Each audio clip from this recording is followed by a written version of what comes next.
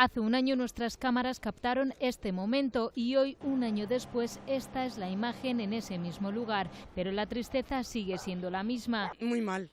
Con tristeza. Yo muy mal todavía, porque no hay justicia. No hay justicia en este país, ¿sí? Todavía predomina la indignación entre los vecinos de Ocharcoaga. Muy indignada, yo estoy indignadísima. Todavía tenemos intranquilidad y estamos un poquito inseguros. Ando con miedo para ir a todos los sitios.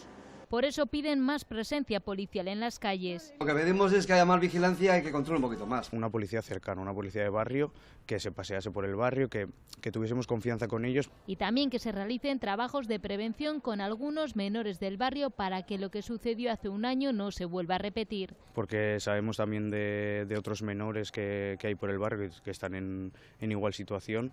Dicen que Ocharcoaga siempre ha sido un barrio obrero y tranquilo y así quieren seguir. Por eso piden la implicación de las instituciones.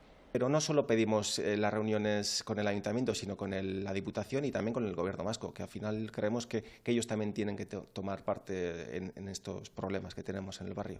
Por el crimen, 2 menores de 14 años fueron internados en el centro de menores de Zumárraga y aunque un tercero quedó absuelto, la Fiscalía recurrió y la Audiencia Provincial de Vizcaya ha declarado la nulidad parcial de la sentencia.